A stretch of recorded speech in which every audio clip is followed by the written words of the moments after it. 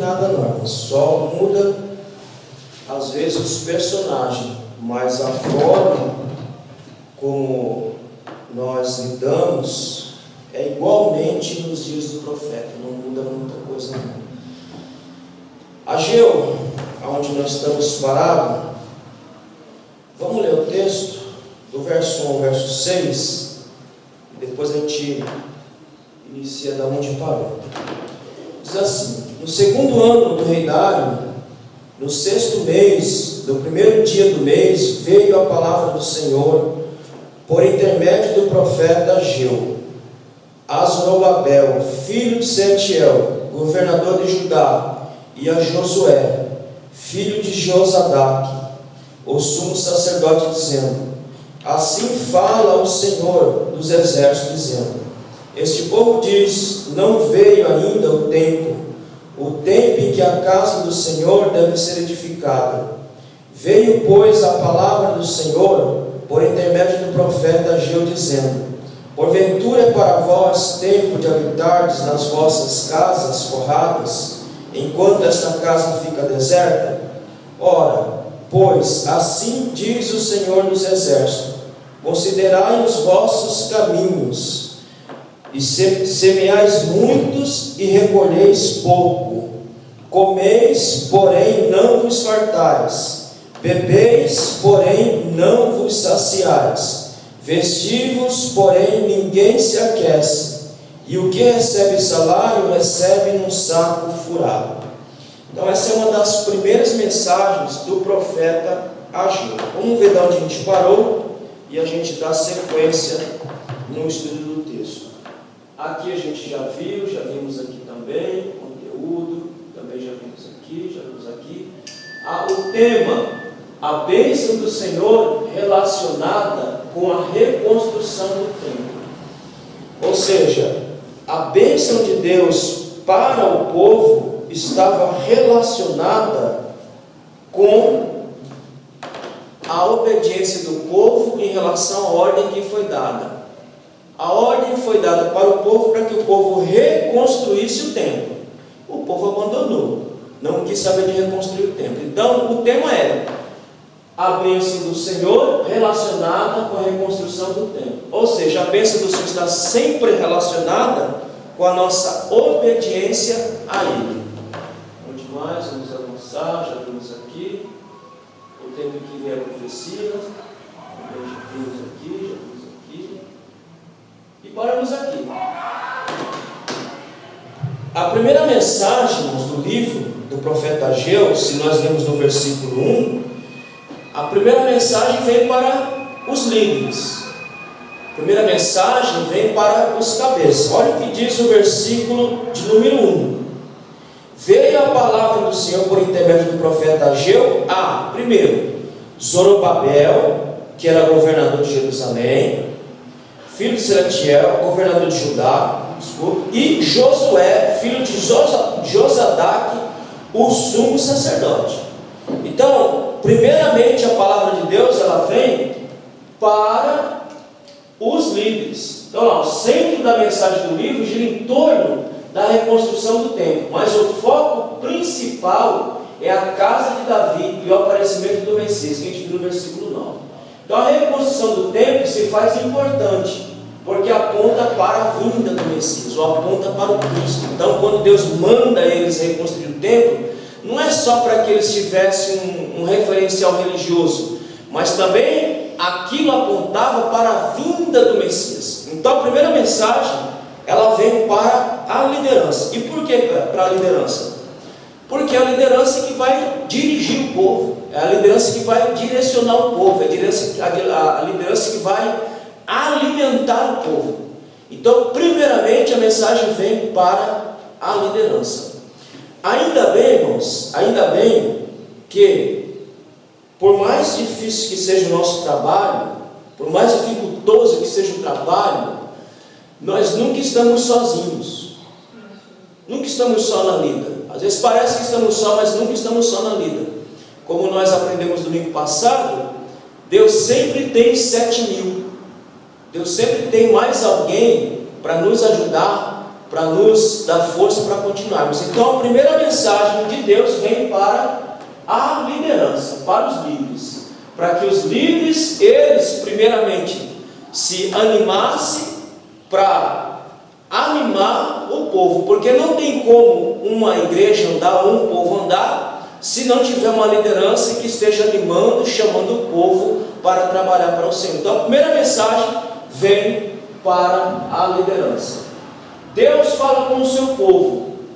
Aí depois, continua a leitura do verso, aí ele vai dizer, versículo 2: assim fala o Senhor dos Exércitos, dizendo este povo. Então Deus fala primeiramente com os seus líderes, e depois ele fala com o seu povo.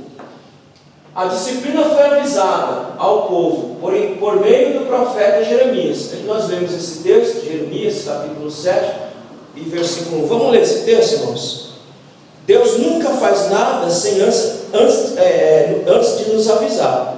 Ou seja, Ele nunca vai tomar uma atitude, nunca vai ter uma ação sem primeiro nos avisar. Então, antes de levar o povo cativo, Deus já estava avisando o povo que iria acontecer. Olha o que diz em Jeremias capítulo 7, do verso 1 ao verso 4. A palavra da parte do Senhor veio a Jeremias dizendo: põe a porta da casa do Senhor e proclama ali esta palavra e diz: ouvi a palavra do Senhor, todos de Judá, os que entrais por estas portas para adorardes ao Senhor. Assim diz o Senhor dos Exércitos, o Deus de Israel: melhorai os vossos caminhos e as vossas obras, eu vos farei habitar neste lugar. Não vos fez em palavras falsas, dizendo: templo do Senhor, templo do Senhor, templo do Senhor é este. Então veja que no capítulo 7 de Jeremias, Deus já está alertando o povo para que eles endireitem o caminho. Quando fala caminho, fala de procedimento, fala de conduta. Então Deus está falando: olha, melhore a conduta, melhore a forma de vocês servirem, porque senão o juízo vai vir. Olha o versículo 4. Por que o povo foi levado? Quando eu falei, irmãos, idolatria, qualquer coisa serve como objeto de idolatria.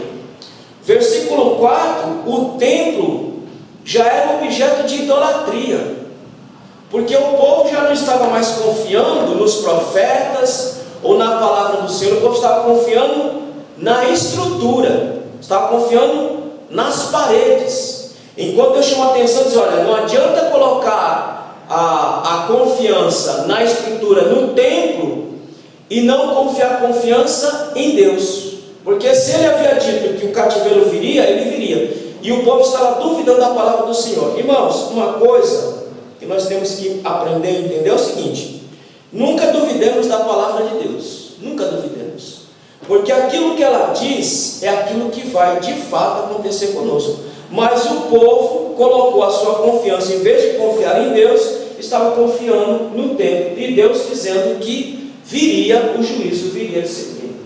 O templo se tornou objeto de idolatria. Diante disso, Deus entrega o templo na mão de Nabucodonosor. Ora, aonde estava a confiança do povo? No templo. O que Deus permite? Que o templo seja destruído, e toda a confiança do povo é destruída, assim como o templo foi destruído, porque para eles o templo se tornou, na verdade, uma divindade, quando a confiança tinha que estar em Deus e não no templo. E aí nós vimos isso daqui, motivos que levaram à paralisação, à revolução do templo. Deus se apresenta ao povo, também vimos esse trecho. Aqui qual que é o problema? Vamos só relembrar aqui. Versículo 2 do capítulo 1. Vamos ler o versículo 2 do capítulo 1 de Ageu. Assim fala o Senhor dos Exércitos, dizendo: este povo diz: não veio ainda o tempo em que a casa do Senhor deve ser edificada. Deus se apresenta como o Senhor dos Exércitos. Este nome por si só chama a atenção do povo. Por quê? Deus chega e fala: olha, eu sou o Senhor dos Exércitos. Ou seja, Ele está dizendo que Ele tem domínio, que Ele tem controle, que Ele rege todas as coisas e que tudo está na mão de Deus. Então Ele se apresenta dessa forma para o povo. Por quê? Para o povo, quem mandava era Nabucodonosor, era Dário, era Ciro, era Artaxerxes. Mas Deus aprende dizendo: olha, não é eles quem manda. Quem tem domínio pleno, quem comanda tudo sou eu, porque é Deus quem coloca e tira reinos e reis. Então ele se apresenta dessa forma: eu sou o Senhor dos exércitos, que domina tudo. Nesse texto, o desgosto de Deus em relação ao povo é demonstrado na partícula este povo. Ou seja, este povo que eu chamei, este povo que eu tirei com mãos fortes do Egito, é este povo que anda pelo caminho da desobediência. Irmãos, a Bíblia diz, vamos ler o texto? Em vez de eu falar, vamos ler. Efésios capítulo 4. Olha o que diz em Efésios capítulo 4, nós vamos voltar aqui. Versículo 30. Não entristeçais o Espírito Santo de Deus, no qual estáis selados para o dia da redenção. Agora, presta atenção, o versículo 1 do capítulo 2 de Ageu está demonstrando que Deus está extremamente sentindo desgosto do seu povo, e sentindo desgosto do seu povo pela rebeldia, ou seja, pela desobediência, por não dar ouvido à voz do Senhor. Toda vez que Deus fala alguma coisa, nós ouvimos e não obedecemos, é a mesma coisa que Paulo está dizendo: não entristeçais o Espírito de Deus. Ou seja, há em Deus um desgosto por não darmos ouvido à sua voz. É o que está acontecendo aqui com o povo. Deus está extremamente sentindo desgosto do povo, porque o povo estava perto, mas ao mesmo tempo estava longe. Olha que coisa interessante, ele diz: este povo, essa partículazinha aqui, este, indica alguém que está próximo, mas ao mesmo tempo, eles estão próximos não de Deus, mas eles estão próximos de si mesmos. De Deus eles estão bem longe. Por quê? Já não ouvem mais a voz de Deus, já não ouvem mais os profetas, já não dão mais atenção à voz dos profetas. Portanto, Deus se apresenta dizendo: este povo, mostrando aí o seu desgosto em relação ao povo, o povo não ter dado ouvido à voz do Senhor, e não ter dado ouvido em reconstruir o templo, porque a ordem é para que eles reconstruíssem o templo. O que o povo está dizendo? Não veio o tempo em que a casa do Senhor deve ser edificada. O povo está dizendo: agora não é tempo de fazer isso, agora não é hora de fazer isso, agora não é o momento de mexer com isso. É a mesma coisa que nós fazemos, irmãos, quando nós deixamos de fazer a obra de Deus, quando nós deixamos, por exemplo, de participarmos de um trabalho como esse, de orarmos e consagrarmos as nossas vidas, nós estamos fazendo exatamente como esse povo fez. Não é tempo, não é hora de consagrar, não é hora de levantar cedo da cama, não é hora de ficar orando, não é hora de ouvir a palavra de Deus. Estamos fazendo a mesma coisa que esse povo. Por isso que eu falo que os profetas devem ser estudados e lidos, porque o tempo dos profetas são o nosso tempo também. O que nós mais ouvimos são desculpas para não servir ao Senhor. É desculpa para não vir. E agora na pandemia, então, irmãos, agora ficou uma maravilha, porque agora o povo tem uma desculpa, uma aparente desculpa: não posso ir porque a aglomeração, eu posso pegar uma doença. Então nós estamos no mesmo período, na mesma situação, em que estamos dizendo que não é tempo de servirmos ao Senhor, não é tempo de desgastarmos a nossa vida para o Senhor. Então é essa desculpa que o povo apresenta, e Deus sente extremo desgosto diante de tal situação. Os pronomes, eles indicam alguém que está perto de quem fala, ou seja, o povo está perto de quem fala, mas ao mesmo tempo está distante de quem fala. Mas o fato aqui é que o povo estava distante de Deus e seus propósitos divinos. Então o povo estava distante de Deus e distante do propósito de Deus para o povo. Qual era? Reconstruir o templo. O povo apresenta suas desculpas diante de Deus em não fazer a sua obra. Qual é a desculpa? Não veio ainda o tempo. Quando será o tempo então? Quando seria o tempo para o povo reconstruir? Porque o povo tinha algumas situações que os impediram de reconstruir, que a gente vai ver. Mas quando é que é o tempo? O tempo de servir a Deus é em todo o tempo. Não existe circunstância, eu não posso esperar circunstâncias favoráveis para servir a Deus. Eu tenho que servir a Deus em todo o tempo de minha vida. Seja a circunstância estando boa ou ruim, eu tenho que continuar servindo a Deus sempre. Porque, irmão, se eu for esperar a situação de minha vida ficar boa para eu servir ao Senhor, eu nunca vou servir ao Senhor. Então o povo está dizendo, ainda não é o tempo, porque ainda não temos condições favoráveis para reconstruir o templo. Não temos material, não temos recurso, não temos dinheiro, não temos nada para reconstruir. Mas olha como é que Deus se apresenta. Ele diz que Ele é o Senhor dos exércitos.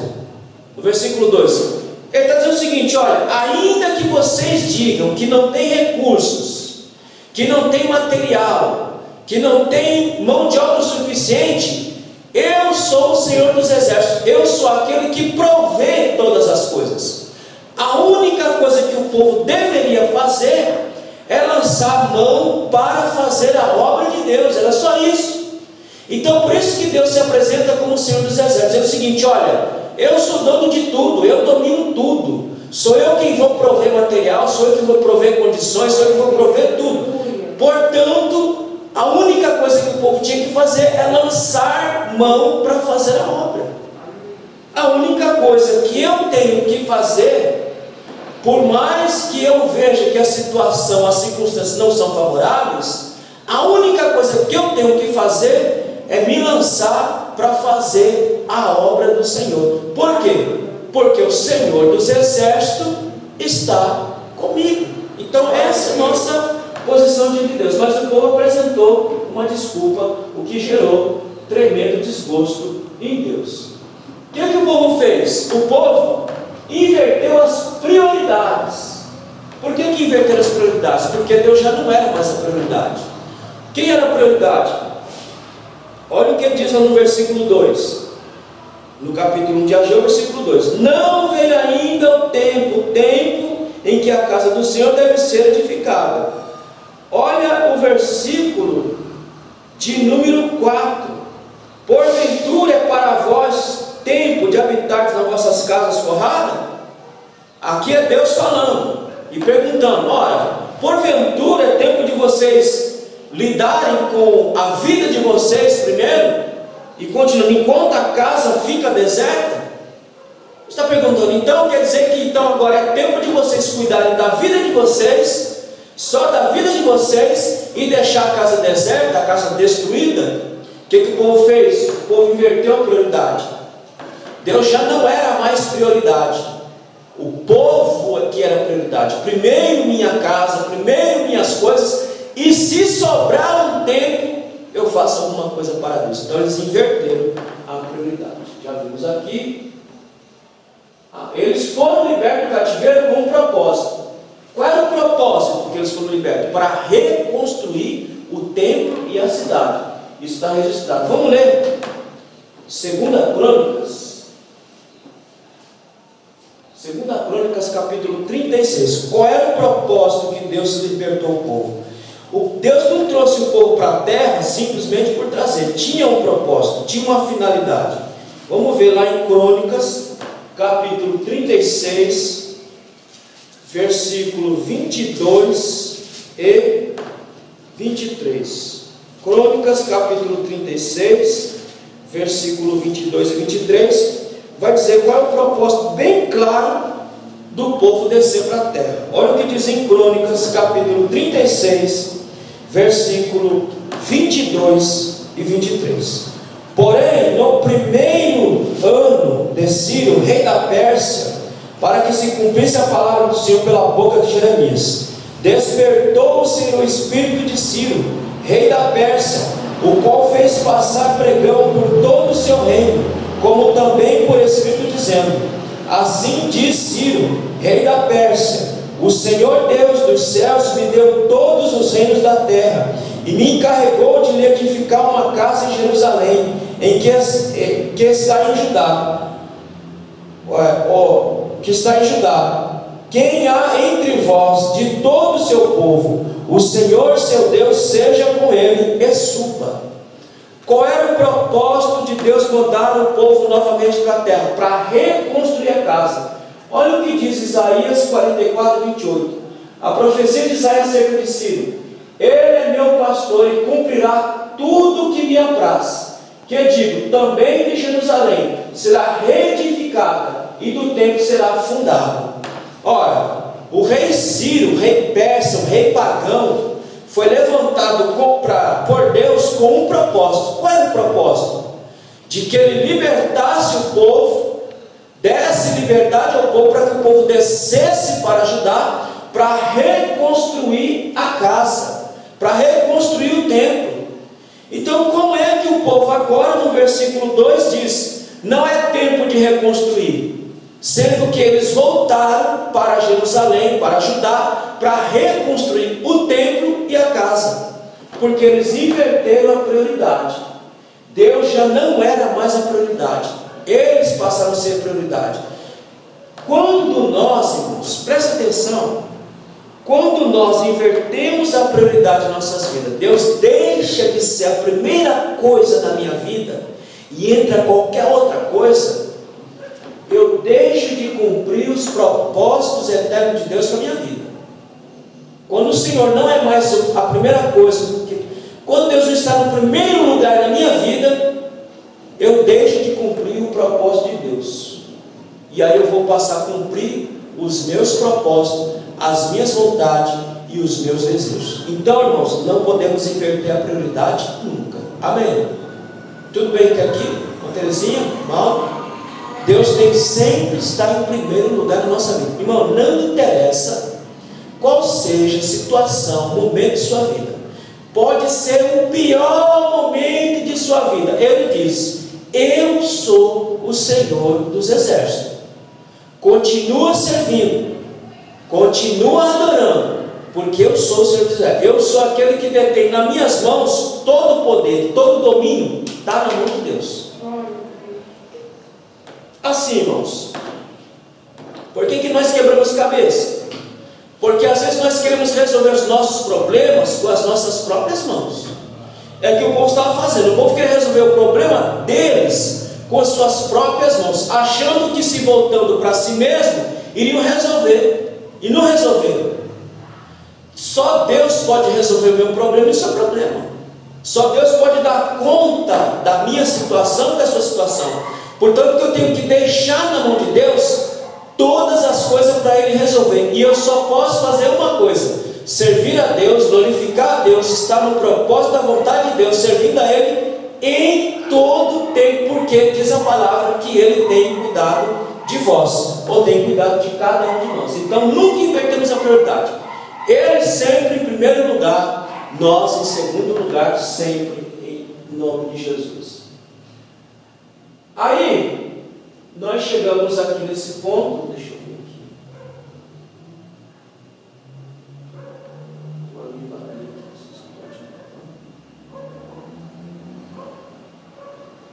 Pronto.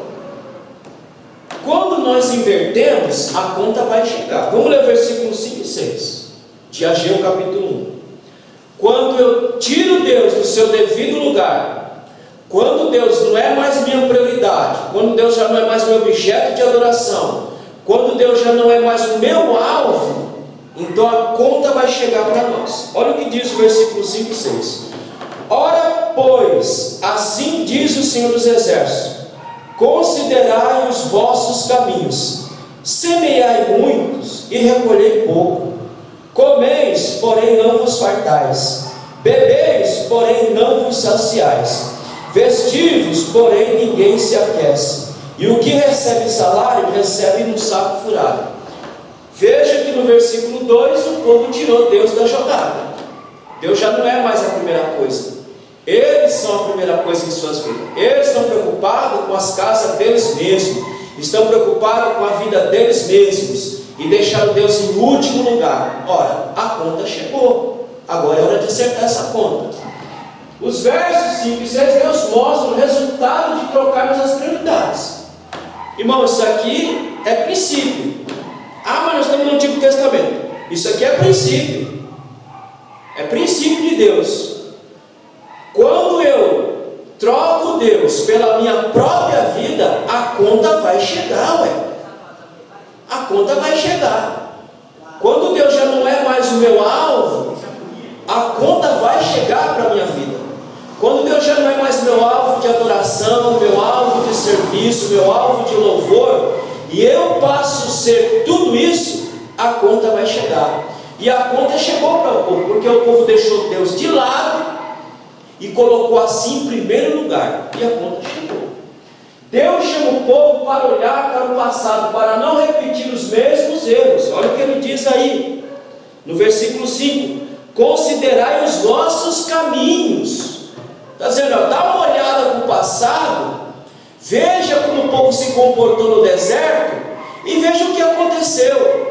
Dá uma olhada no passado, no comportamento rebelde de vocês e veja o que aconteceu com vocês. Vocês foram para o cativeiro, vocês querem ir de novo, vocês querem que eu traga juízo de novo sobre vocês? Então Deus chama o povo, olhe para o passado, olhe para o erro que vocês cometeram, para não cometer de novo, para não ser disciplinado de novo. Mas o povo estava repetindo de novo o mesmo erro, deixando de ouvir a voz do Senhor. Então a conta vai chegar.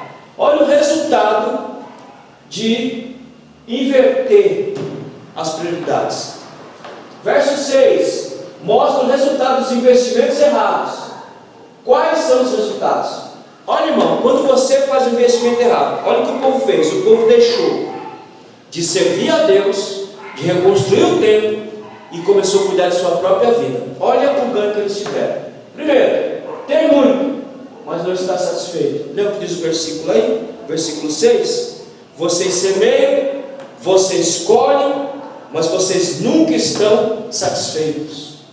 É a mesma coisa, irmão. Por exemplo, tem muitos irmãos que não prestam atenção na palavra, não prestam atenção naquilo que a gente ensina, naquilo que a gente fala, e vive uma vida desgraçada.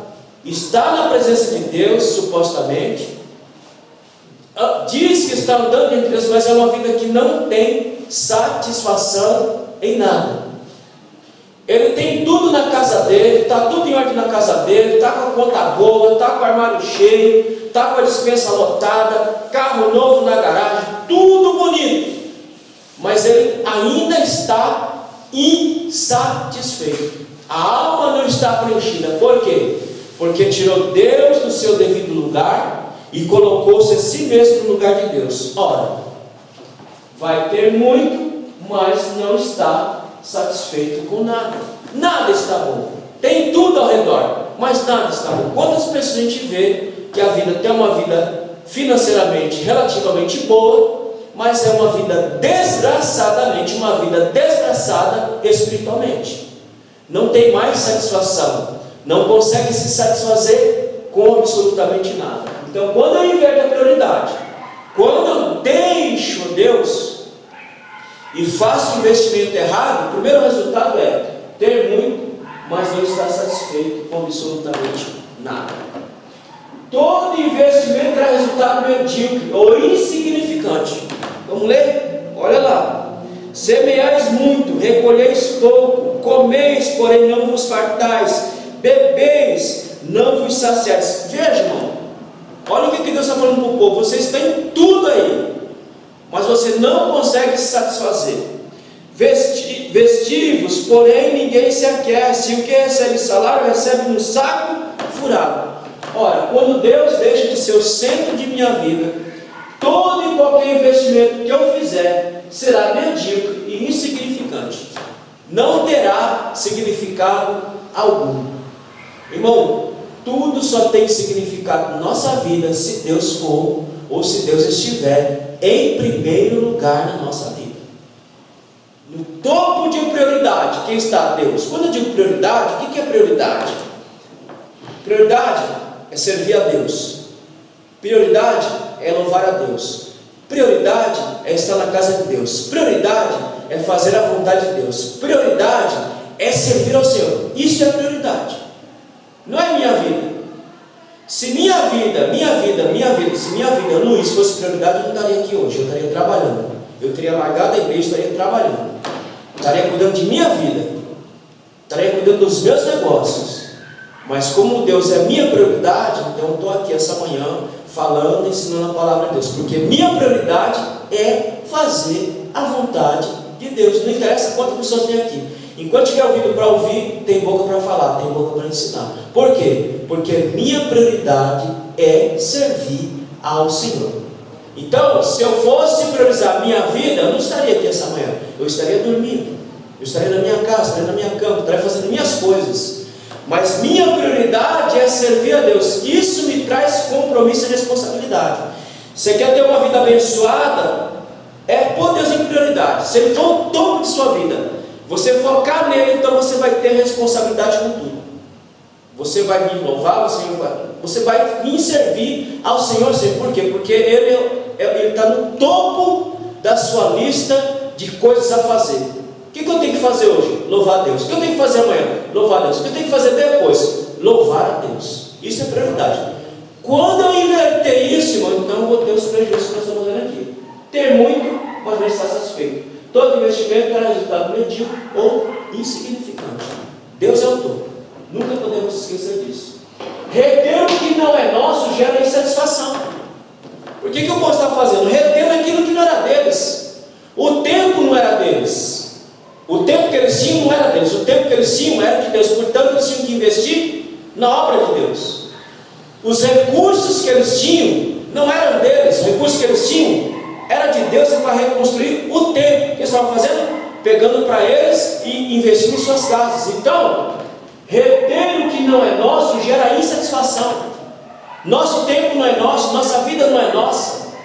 Nossas coisas não são nossas, nossas coisas são de Deus. O que nós somos? Nós somos somente mordomos que estamos a serviço do Rei.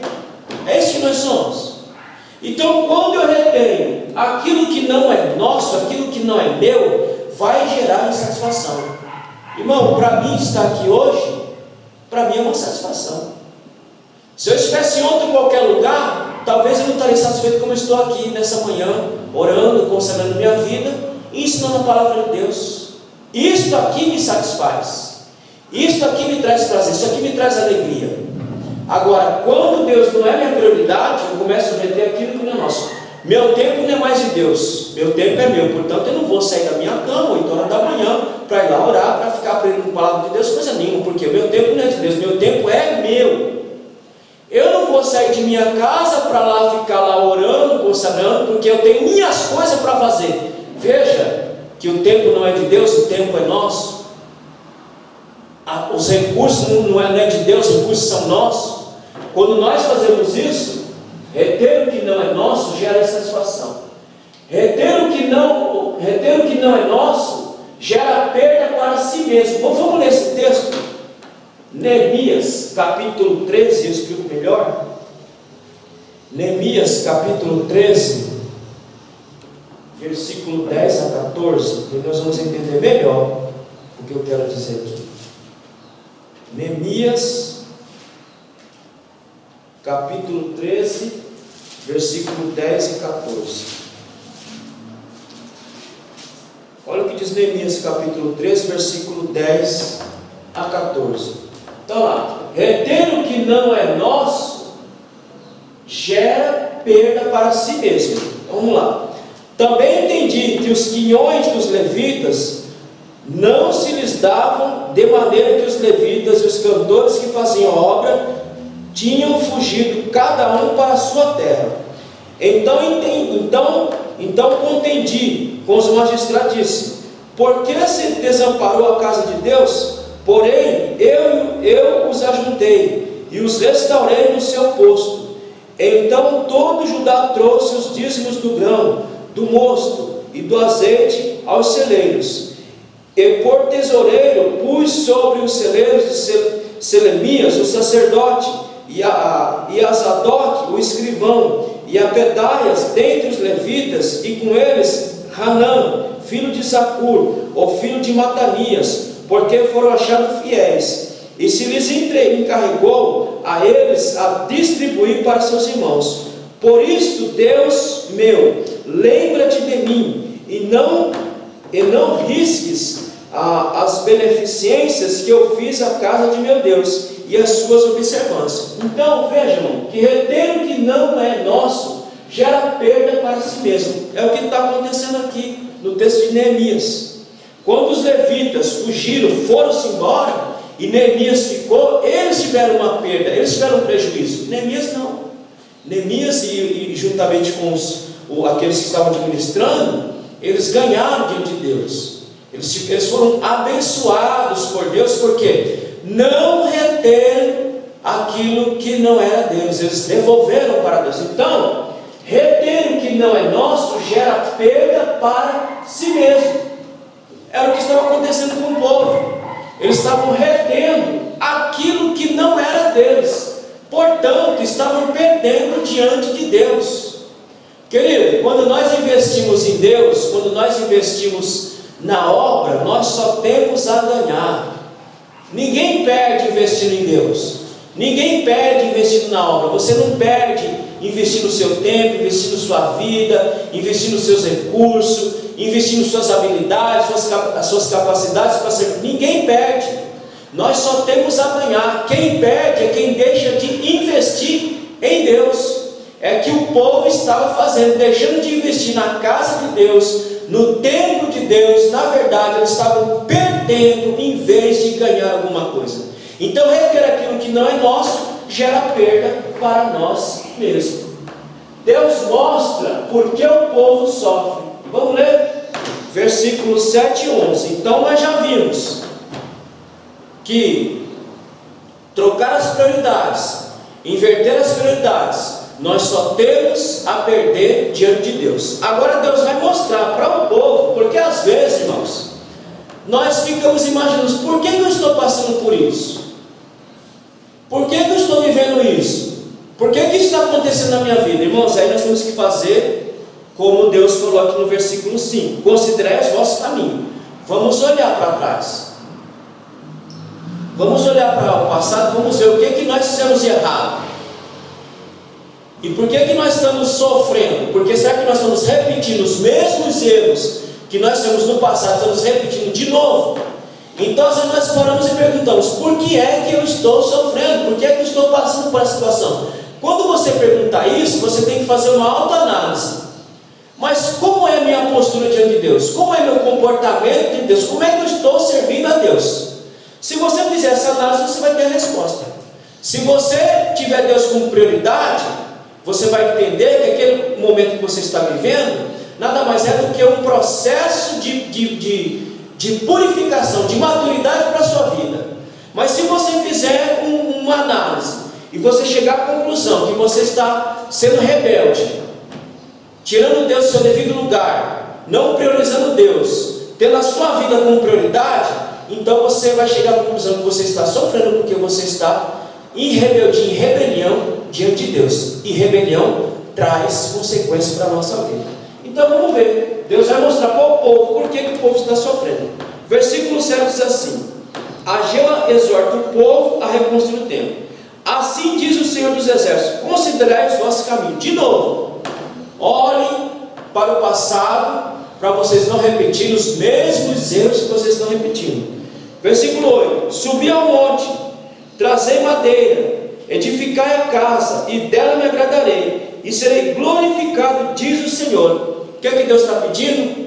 Eu quero que vocês me tenham como prioridade.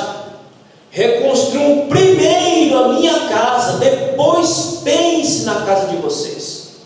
O povo fez ao contrário. O povo estava pensando na casa deles primeiro, para depois pensar na casa deles. Então Deus diz: olha, edifique a minha casa primeiro, depois vocês mexem na casa de vocês. Versículo 9: esperaste muito, mas eis que veio a ser pouco, e esse pouco, quando trouxeste para casa, eu dissipei com um sopro. Por que causa? E aí Deus diz: por que eu fiz isso? Disse o Senhor dos Exércitos: por causa da minha casa que está deserta, enquanto cada um de vós corre a sua própria casa. Irmãos, versículo 9, Deus está dizendo: ó, vocês colhem muito, vocês plantam muito, colhem pouco, vocês comem e não satisfaz, vocês se vestem, mas não se aquecem, vocês não conseguem se satisfazer. E qual que é a causa? Ele dá aqui: porque vocês abandonaram a minha casa. Por isso está acontecendo isso com vocês. Irmãos, é por isso que eu falo, o livro do profeta Ageu é um livro atual. Olha a nossa situação aqui. Olha enquanto nós estamos aqui nesta manhã. Não é a mesma coisa? Porque cada um de nós estamos preocupados com os nossos problemas. Cada um de nós estamos preocupados com os nossos afazeres. Cada um de nós estamos preocupados com a nossa própria vida. Ninguém quer sacrificar 1 milímetro para Deus, nada. A vida cristã do século XXI está se resumindo a um culto por semana. Irmãos, se nós tirarmos todos os cultos e tirarmos o culto do domingo, muita gente não vai sentir falta alguma. É essa a situação da igreja hoje. Nós estamos exatamente como estávamos nos dias do profeta Ageu. Cada um correndo atrás do seu.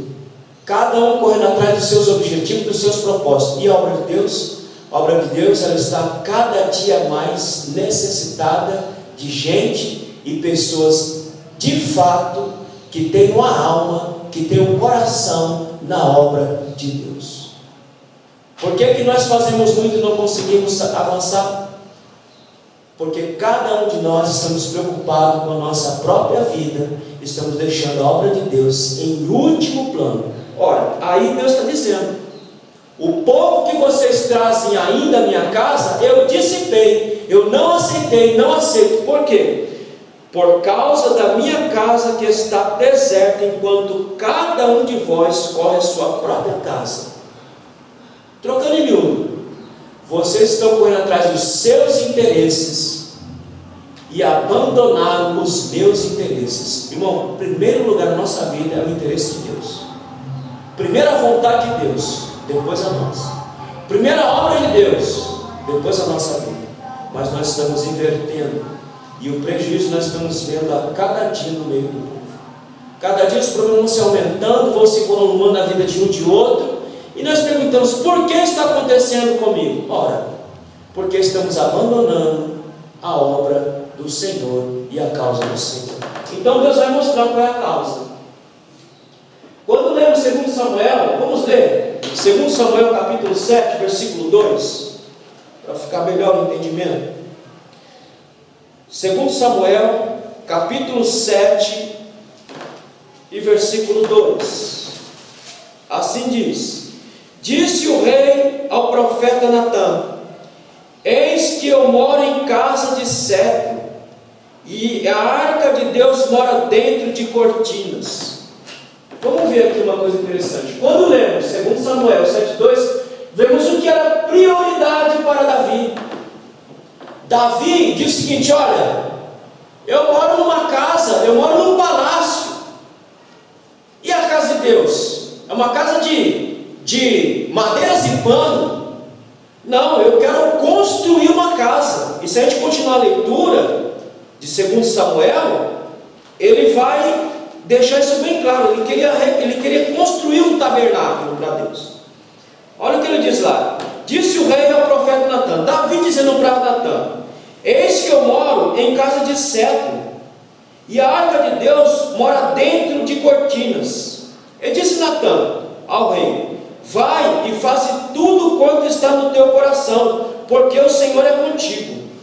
Porém sucedeu naquela mesma noite que a palavra do Senhor veio a Natã dizendo: vai e diz a meu servo Davi: assim diz o Senhor, edificar-me-ás tu uma casa para a minha habitação. E depois a gente continua a leitura. Aí Deus diz o seguinte: ó, você não pode construir minha casa porque há sangue nas suas mãos. Ou seja, Davi era um homem de guerra. Davi tinha que pacificar o reino para depois reconstruir. Mas a primeira preocupação de Davi era construir uma casa para Deus. Era construir um templo onde a arca do concerto pudesse ser colocada. Então Davi não tinha como prioridade o seu palácio, sua vida. Davi tinha como prioridade construir um templo para colocar a arca do Senhor. Então, essa era a prioridade de Davi e é a nossa prioridade também. O povo estava usando o melhor em suas vidas e dando nada para Deus, que se agrada quando o seu nome é glorificado. Irmãos, o que o povo estava dando para Deus? Voltando lá no profeta Ageu, nada. O povo estava dando nada para Deus. O povo estava dando resto, nem resto. O povo não estava dando nada para Deus. É o que Deus diz aqui. É por isso que vocês estão sofrendo. Porque vocês não estão me dando absolutamente nada. E portanto a consequência está vindo sobre vocês, porque vocês deixaram de me glorificar para cuidar da vida de vocês. Tem uma coisa que Deus gosta, é quando o nome dele é glorificado. Essa manhã que nós estamos aqui, irmãos, pode ter certeza que você está glorificando o nome de Deus. E Deus está lá na glória se agradando do que você está fazendo aqui essa manhã. Porque você deixou o seu tempo, você deixou os seus afazeres, você deixou até o seu próprio descanso para você estar aqui essa manhã, ouvindo a palavra, glorificando a Deus. Então você pode ter a certeza que o nome de Deus está sendo glorificado hoje na sua vida. Ou seja, você está glorificando o nome de Deus hoje, porque você entendeu que em primeiro lugar está Deus e em segundo está você.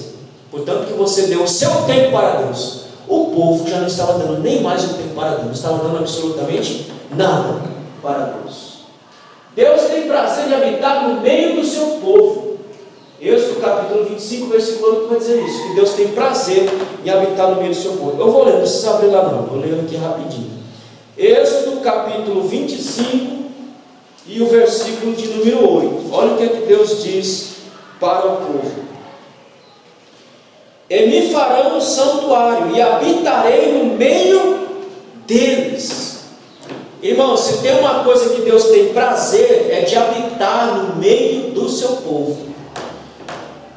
Ele tem prazer em habitar em nós, que somos o verdadeiro templo de Deus. Ora, se Deus tem prazer, naquela época Deus tinha prazer em habitar no meio do povo, através do templo, imaginem em nós, que hoje somos o templo de Deus. Olha o que diz Paulo, em 1 Coríntios capítulo 6, versículo 19. Ora, não sabeis que o vosso corpo é templo do Espírito, que habita em vós, proveniente de Deus, e que não sois de vós mesmos? 1 Coríntios capítulo 6, versículo 9. Êxodo capítulo 25, versículo 8, diz que Deus tem prazer em habitar no meio do seu povo. Naquele período Deus habitou no templo.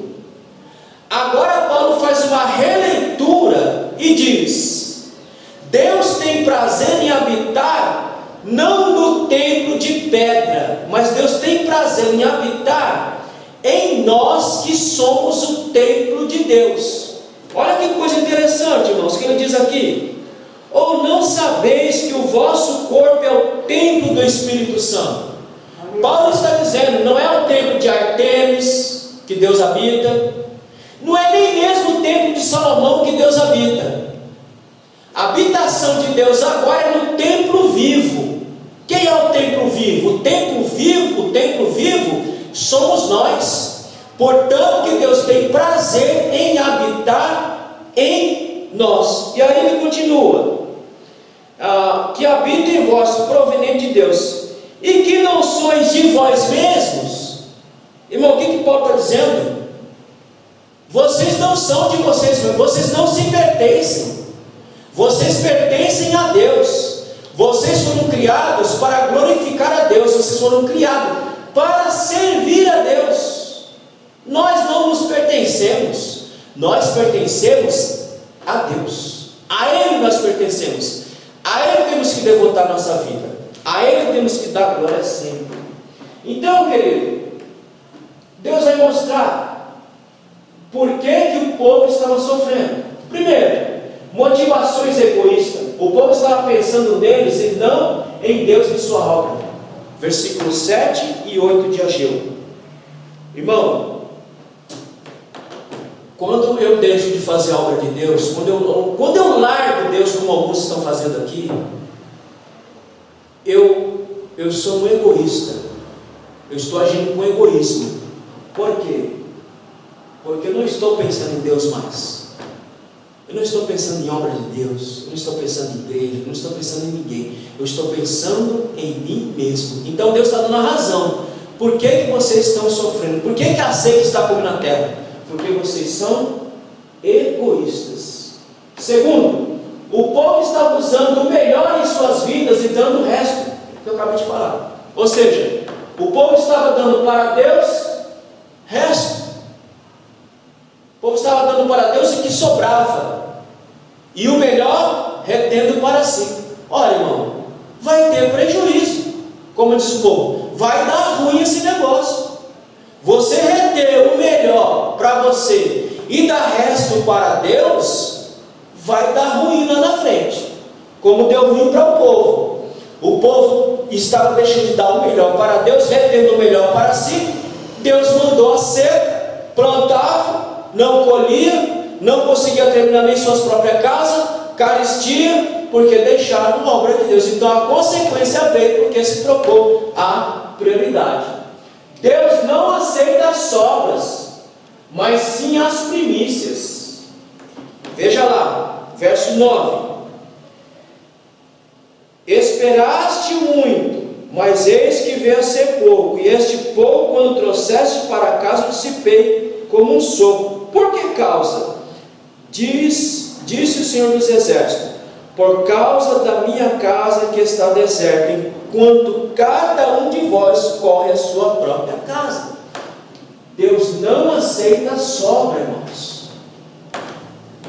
O povo estava dando sobra. Deus não aceita isso. Eu falo, mas alguns irmãos não acreditam no que eu falo. Você vai dar sobra para Deus, você pode ter certeza que você vai ter prejuízo na sua própria vida. Você não vai prejudicar a mim, você não vai prejudicar a igreja, você não vai prejudicar o ministério. Você está prejudicando a si próprio quando você dá resto. Deus não aceita resto. Deus quer o melhor. O que Deus quer? Deus quer a minha vida para Ele. Se minha vida for dele, irmãos, minha finança vai ser dele, meu tempo vai ser dele, meu objetivo vai ser dele. Se eu não entender isso, se eu não me der para Deus, meu tempo não vai ser dele, minhas finanças não vai ser dele, o melhor que eu tenho na minha vida não vai ser dele. Agora, se eu me lanço, como diz Paulo, nós não somos de nós mesmos, nós somos de Deus. Se eu não entender isso, se eu não me der para Deus de corpo e alma, eu não vou dar o meu melhor para Ele, eu vou dar o meu resto, minha sobra, eu vou dar o meu nada para Deus. E quando eu der o meu nada para Deus, eu vou ter a mesma consequência que teve na vida do povo ali de Israel. Estavam fazendo e não estavam conseguindo sair do lugar, estavam nadando e não estavam saindo da praia. Quais são as verdades do versículo 9? Deus não aceita resto. Vamos ler Provérbios capítulo 9? Vamos ler Bíblia. Nós estamos aqui para ler Bíblia, então vamos ler Bíblia. Provérbios capítulo 3, versículo 9, aonde diz que Deus não aceita resto. Deus não é Deus de resto, irmãos. Resto você dê a você mesmo. Agora Deus não, porque se tem uma coisa que Deus não aceita, é resto. Deus não é mendigo para estar mendigando o resto de ninguém. Olha o que diz Provérbios capítulo 3, versículo 9: honra ao Senhor com os teus bens e com a primeira parte de todos os teus ganhos. Então, querido, não dê resto para Deus, dê a primícia para Deus, porque Ele não aceita resto. Deus só aceita o melhor. Olha o que diz em Obadias. Obadias, deixa eu ver. Obadias.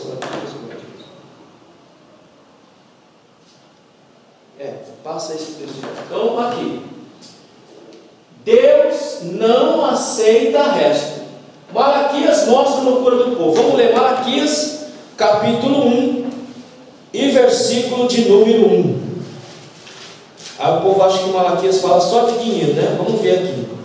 Malaquias capítulo 1, versículo de número 8. Diz assim: porque quando ofereceis animais cegos para o sacrifício, isso não é mal? E quando ofereceis o coxo ou enfermo, isso não é mal? Ora, apresenta-o a teu governador, porventura, terá ele agrado em ti? Ou aceitará ele a tua pessoa? Diz o Senhor dos Exércitos. Deus está dizendo o seguinte: por que é que vocês estão trazendo para mim resto? Porventura, quando eles iam aos governantes, eles iriam levar animais coxos, animais cegos, animais com defeito? Não, eles iam levar o melhor para o governador. Então Deus está dizendo: então por que vocês estão trazendo o resto para mim? Por que vocês estão trazendo qualquer coisa para mim? Vocês estão achando que eu sou Deus de resto? Deus não aceita resto, portanto eu não posso dar resto. Eu tenho que dar a minha vida para Deus, porque se eu der a minha vida para Deus, eu vou dar sempre o melhor para Deus. Investir em Deus traz a prosperidade, não a ruína. No caso do povo, estava em ruínas. É o que está lá em Provérbios capítulo 3, versículo 9 e 10. Vamos ler. Adore a Deus, oferecendo-lhe o que a sua terra produz de melhor. Faça isso, e os seus depósitos ficarão cheios de cereais, e você terá tanto vinho que não será capaz de armazenar. Ora, irmãos, quando eu invisto em Deus, isso vai trazer prosperidade para a minha vida. Quando eu deixar de investir em Deus, em sua obra, isso vai trazer prejuízo e ruína para mim. É o que estava acontecendo com o povo no período de Ageu. O povo estava em ruína, porque o povo não estava trazendo o melhor para Deus. O povo não estava investindo em Deus. Como diz Provérbios, quando eu ofereço o melhor para Deus, eu vou ter ganho. Qual é o melhor para Deus? O melhor para Deus é você. Não adianta trazer só dinheiro, não adianta trazer só coisas. Não é isso, irmãos. A primeira coisa que eu tenho que ofertar e dar para Deus é minha própria vida. Porque se eu der minha própria vida para Deus, o meu dízimo vai ser para Ele, o meu tempo vai ser para Ele, a minha energia vai ser para Ele, tudo vai ser para Ele, mas tudo vai ser para Ele o melhor, não o resto, porque Deus não aceita resto de ninguém. Então, como diz Provérbios, adore a Deus oferecendo o melhor. Qual é o melhor? Oferecendo a sua própria vida para Deus, em nome de Jesus. O mesmo Deus que abençoa é o mesmo Deus que retém a bênção. O mesmo Deus que abençoa é o mesmo que retém a bênção. Vamos ler versículo 10 e 11 de Ageu. Ageu capítulo 1, versículo 10 e 11. Por isso retém os céus sobre vós o orvalho, e a terra detém os seus frutos, e mandei vir seca sobre a terra, e sobre os montes, e sobre o trigo, e sobre o mosto, e sobre o azeite, e sobre o que a terra produz, como também sobre os homens, e sobre o gado, e sobre todo o trabalho das mãos. Irmãos, o mesmo Deus que abençoa é o mesmo Deus que retém as bênçãos. Quantas pessoas que estão com a vida amarrada, quantas pessoas que estão com a vida que não sai do lugar. Ele faz e não sai do lugar. Muito simples, porque ele esqueceu que ele tem que se dar para Deus. Ele está dando o resto para Deus. Ora, se eu dou o resto para Deus, Deus não vai me dar bênção. Eu vou ter consequência daquilo que eu estou dando. Ou seja, eu não estou dando nada eu vou receber. Ainda vou receber a disciplina de Deus, porque se tem uma coisa que Deus faz, é disciplinar aqueles que Ele ama. Então, o mesmo Deus que abençoa é o mesmo Deus que retém a bênção. O mesmo Deus que dá a bênção é o mesmo Deus que não dá a bênção. Quando eu deixo de entender que Ele é a prioridade na minha vida, quando eu deixo de entender que eu tenho que investir na obra de Deus, quando eu deixo de entender que eu tenho que trabalhar para Deus, servir a Deus em todo o tempo. Então Deus retém a bênção também. Ele dá, mas Ele também retém, como diz aqui o versículo 10 e o versículo 11. Deus é aquele que disciplina o seu povo para trazer maturidade e melhoria no meio do povo. Olha, não é isso que Deus faz? Vamos ler? E aqui eu encerro nesse slide. Deuteronômio capítulo 28, versículo de número 22 e 24. Por que Deus faz isso? Por que Deus retém a bênção? Por que Deus disciplina? Porque Deus ama os seus filhos. Vamos ler. Deuteronômio capítulo 28, versículos de número 24, número 22 a 24. Assim diz: o Senhor te ferirá com tísica, e com a febre, e com a inflamação, e com o calor ardente, e com a secura, e com o crestamento, e com a ferrugem, e te perseguirão até que pereças. E os teus céus que estão sobre a cabeça serão de bronze, e a terra que está debaixo de ti será de ferro. O Senhor dará por chuva sobre a terra, pó e poeira dos céus descerá sobre ti, até que pereças. Por que Deus faz isso? Para disciplinar o povo e para levar o povo à maturidade. Olha o que Deus está falando para o povo aqui, antes mesmo do povo cair no cativeiro. Deus já está alertando: se vocês não andarem nos meus caminhos, se vocês não derem ouvido à minha voz, se vocês me trocarem por vocês mesmos, se eu deixar de ser prioridade na vida de vocês, então eu trarei toda sorte de disciplina sobre vocês, inclusive o cativeiro. E foi o que Deus fez, porque o povo não quis dar ouvido. O que não é investido na casa de Deus também não será usufruído por nós. A lógica aqui é da perda e não do ganho. Vou explicar. Quando você retém o que é de Deus, você acha que você está usufruindo, mas na verdade você está perdendo, porque nem o que você está retendo você consegue usufruir, porque começa a aparecer situações em tudo quanto é lado, que você não tem sossego na sua vida, você não tem calma na sua vida. Ah, mas financeiramente está bem, mas a alma está perturbada, a vida está ruim. Por quê? Quando eu deixo de investir na casa de Deus ou na obra de Deus, eu não consigo usufruir daquilo que eu estou retendo. É como colocar no saco furado. Irmão, é a vida do dizimista, é a vida do infiel. O infiel, ele não consegue usufruir de absolutamente nada.